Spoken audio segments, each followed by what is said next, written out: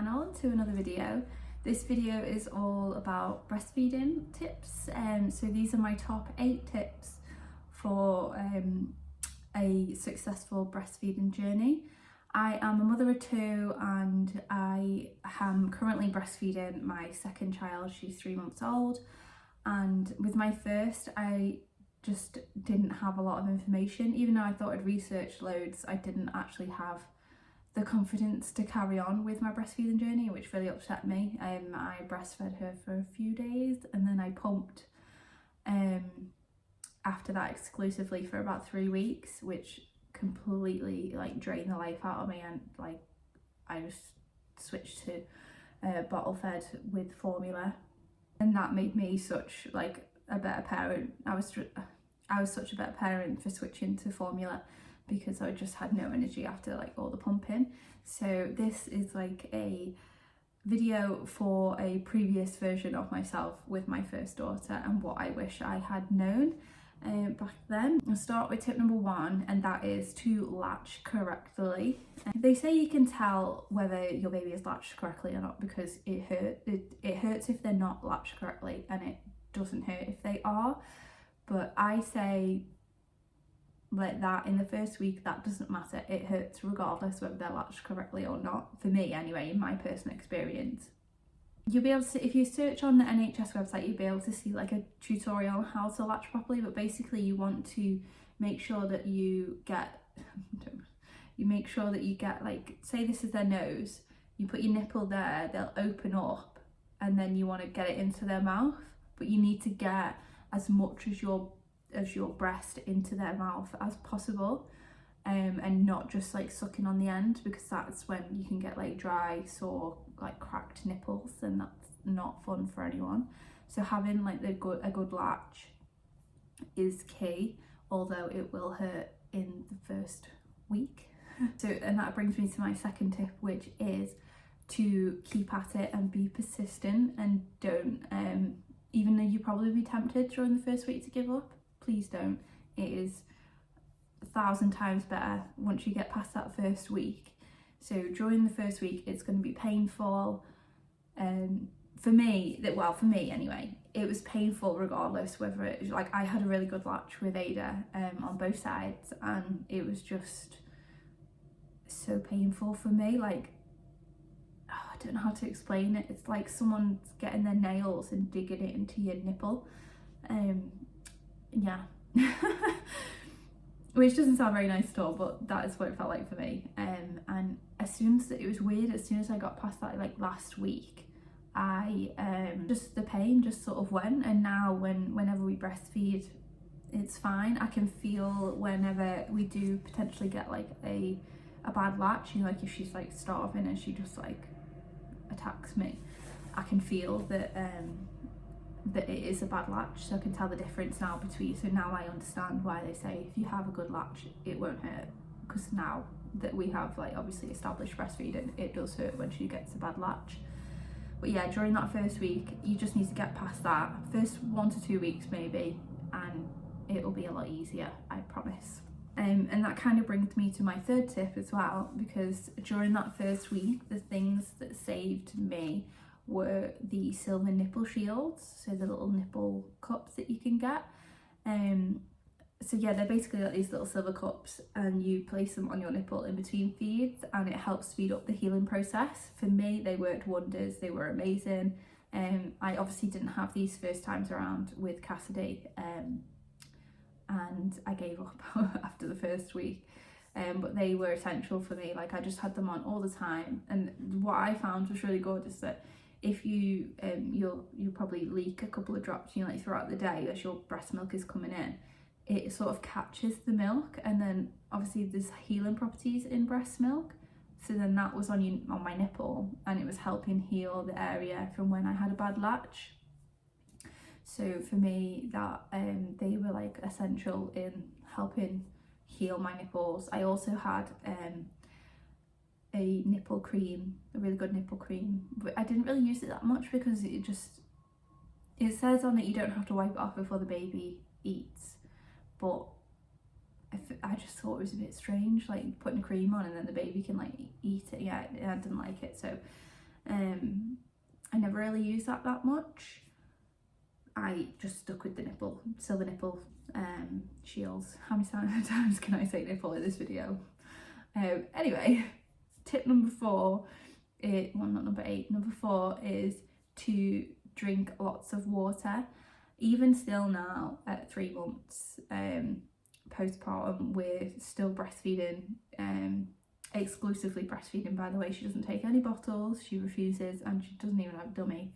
So yeah, I drink lots and lots of water, and I can feel like when I'm drinking water that my breasts fill up with milk. I don't know whether it's just because I've drank at the right time and they're due to fill up anyway, but I can tend to feel it whenever I drink water. I always have more milk when I drink more water, so it's obviously directly linked, and it is advised as well by breastfeeding experts. Tip number 5 is to make sure you eat enough as well.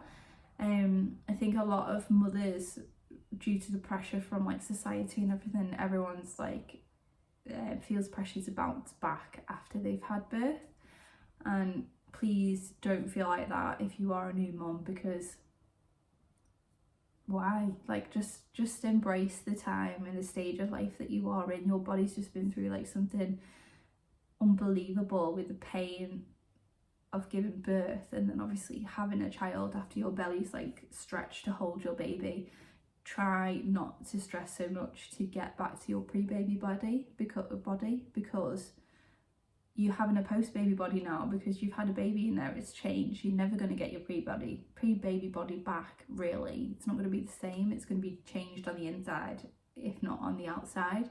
So please don't stress about getting back in shape and bouncing back, no matter how much pressure you feel, because you need to, if you're breastfeeding, you need to eat enough to fuel your baby and yourself, obviously, to be able to feed your baby and yourself. You can't feed them if you're not feeding yourself. So yeah, just make sure you're eating enough food and your calories are high enough, and it's hopefully nutritious food. Can't say that mine all is nutritious, but yeah, so make sure you're eating enough, because then you'll produce enough milk to feed your baby. So number 6 is a tip for when you get it, or if you get mastitis. So I was unlucky enough to get mastitis in my 2nd week, I think it was, of breastfeeding, so postpartum. So basically what happened was I had a really good latch on my right side, and Ada was feeding really well on my right side, and I had loads of milk coming through, but I felt like I didn't have as much milk in my left side. So then I thought, right, okay, I'm going to nurse her on my left side a lot, to try and like build it up, because obviously the more they nurse, the more milk is produced. And then I neglected my right side, which meant I got mastitis from a clogged milk duct, and it was, like they say it's painful, but it was painful, like a lot. Like I had a fever, I was in bed, I couldn't get out of bed, I just could not like stop shaking. The only thing that I could do was feed Ada, and I tried everything. Like I was just feeding her constantly from that side. Obviously I was like, I'm not neglecting that side, I don't want it in that side as well. I did ring the doctors about it, and they were suggesting antibiotics, but I read the side effects that it could have on the baby, and I was like, not about those side effects. So I searched online, and a friend of mine actually messaged me about this tip, and it really worked. So basically, if you get yourself a hacker, you can get them for like £10 from Amazon, and so it's a hacker little mini silicone pump. You fill it up with warm water enough so that when you put it on, your nipple is going to be in the water, but you put Epsom salts in it as well. So then you put it on your breast, so it's suctioned on there, and then obviously it will suck out the clogged milk, and you can see it come out. Like I didn't think you'd actually be able to see it, but you can. So you can tell, obviously just normal milk would mix in with the water, but it comes out. The only way that I can think to describe it is, if you've ever seen a fish having a poo, that's what it kind of looks like, but obviously it's white, so it's like a stringy, thicker piece of milk, and you can see it coming out into the water. And yeah, I did that, I think it was twice, and my mastitis lifted, and I felt amazing. My fever was gone and everything. So yeah, that is a top tip from me. do that if you get mastitis. My tip number 7 is, well, it's not really a tip, it's just more of a bit of advice. So a lot of people are nervous about drinking any alcohol during breastfeeding, and obviously we've all just gone like 9-10 months without alcohol anyway. So if you are feeling like you do want some alcohol and you're breastfeeding and you're thinking, oh, I better not because baby's going to get drunk, you can have a glass of like wine or beer or whatever. The best time to have it is either during breastfeeding, so as you're feeding the baby, drink your glass of wine, or straight after, or if you know that your baby's going to sleep for like 3 hours, you know, have it at least like 2 hours before they wake up.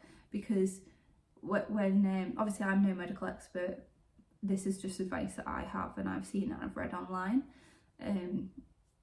They say that the amount of alcohol levels that are in your breast milk is directly linked to how drunk you are. So if you're just having one glass, by the time you come to feed your baby after like say 2-3 hours, then you're going to be fine and your breast milk will be fine. So if you do want that glass of wine of an evening, as you're putting your baby to sleep, or in the afternoon if you go out for brunch or something, you want a glass of wine and you know your baby's going to be asleep for 3 hours, then by all means help yourself. It's my final tip. So tip number 8, or advice number 8, as someone speaking for someone who struggles with breastfeeding and then has had a successful breastfeeding journey with my second child. As long as your baby is having wet nappies and like 2-3 poos a day, you are enough. Please don't feel the need to top up your baby unless it's really necessary. Yeah, like one of the things that I've noticed is that even though my breasts don't feel full all the time, they still have milk in, and that's normal. You're not supposed to feel like rock hard and engorged the whole time to have actually have milk in your breast to feed your baby. So please don't feel like the pressure to go, oh, I don't know if they're, you know, like full enough, if I'm feeding them enough. You are enough as just you. Your baby is fine. If they need to feed more, they will latch more, obviously like cluster feed, to increase your milk in your body. So yeah, and try to enjoy your breastfeeding journey if you can. Try to switch off all, you know, your phone, just look at your baby and connect with them while you're breastfeeding. It's a really magical journey. Oh, bonus tip. So let's say 9 tips, then bonus tip for everybody, because I've just thought of another one. So if you're planning to mix feeds, so do breastfeeding mixed in with bottle feeds, or you want your baby to have a dummy, don't do what I did and miss the opportunity altogether. So we've sort of like missed that window, and now Ada, I mean, she might have just not took it anyway, but now Ada won't take a bottle, and she refuses to have a dummy at the moment, and she's 14 weeks old. So yeah, I'd suggest if you are planning on giving your baby a bottle or you want them to take a dummy, then once you've established your breastfeeding journey, they say that the best way to do it is once you've established breastfeeding and a good latch and everything, so baby doesn't get confused, so about 3 weeks or something, 2-3 weeks I think it is, try and introduce like a bottle or the dummy. Yeah, just so that they don't, because sometimes they say that baby can, like, because they're getting the milk so fast out of a bottle, they can, you know, there's a way of doing the sitting up feeding rather than laying down, so that they don't get frustrated on the boob because the milk starts just flowing into their mouths. Yeah, and it's all about like nipple confusion, all that sort of stuff. I don't know the correct way to describe it, but try not to miss your window. So if you do want them to have that bottle or the, sorry, I feel like my voice is a croaky. If you do want them to have the bottle or the dummy, then yeah, you need to time it correctly. Otherwise you might end up with a baby that refuses, just like me. But yeah, those are all my tips for a successful breastfeeding journey. I hope this video has been helpful for anyone out there, any new mums or anyone who struggled first time around like I did and then really wanted to try again with their second. I hope some of my tips helped you guys, or if not, if it was just, you know, an interesting watch if you're not a mum anymore, or your kids are grown up and you're not breastfeeding anymore. I hope you guys enjoyed this one, and I'll see you in the next video. Bye.